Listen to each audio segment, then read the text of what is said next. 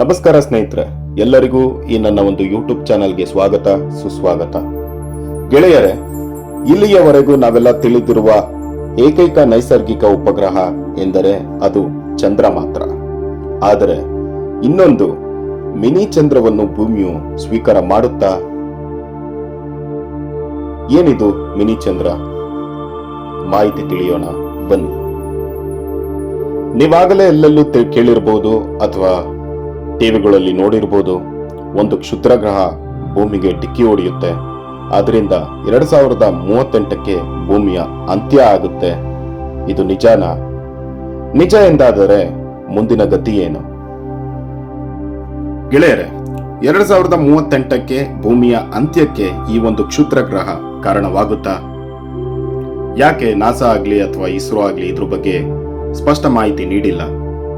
ಹೌದು ಸ್ನೇಹಿತರೆ, ಎಲ್ಲಿಯೂ ಕೂಡ ಯಾವ ವಿಜ್ಞಾನಿಯೂ ಕೂಡ ಇದರಿಂದ ಅಂತ್ಯ ಆಗುತ್ತೆ ಅಂತ ಹೇಳಿಕೊಂಡಿಲ್ಲ. ಆದ್ರೆ ಇದೇ ತಿಂಗಳು ಒಂದು ಬಂಡೆಯ ಚೂರು ಭೂಮಿಯನ್ನು ಸುತ್ತಿ ಹಾದು ಹೋಗುತ್ತದೆ ಅಂತ ಮಾತ್ರ ತಿಳಿಸಿದ್ದಾರೆ. ಆಗಲೇ ವಿಜ್ಞಾನಿಗಳು ಇದನ್ನು ಮಿನಿ ಮೂನ್ ಅಥವಾ 2024 PT5 ಎಂದು ಕರೆದಿದ್ದಾರೆ.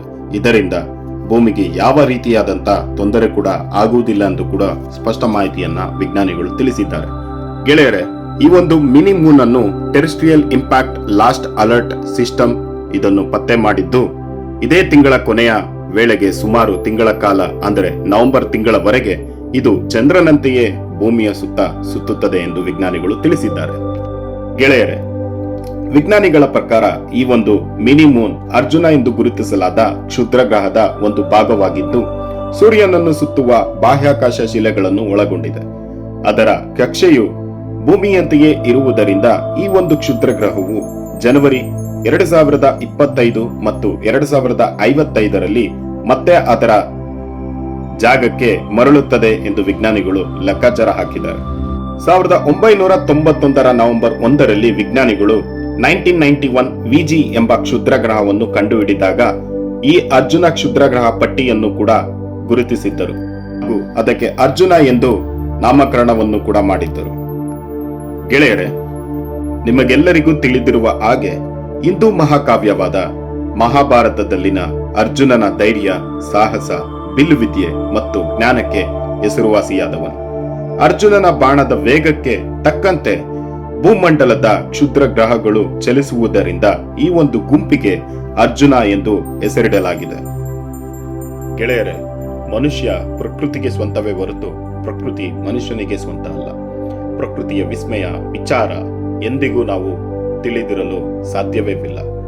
ಈ ಹಿಂದೆ ಹಲವಾರು ಉದಾಹರಣೆಗಳನ್ನು ಕೂಡ ನಾವು ನೋಡಿದ್ದೇವೆ.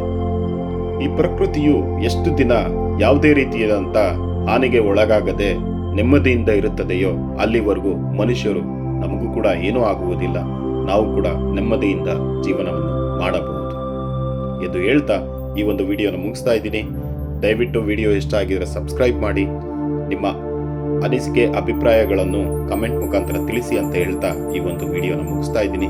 ಧನ್ಯವಾದಗಳು.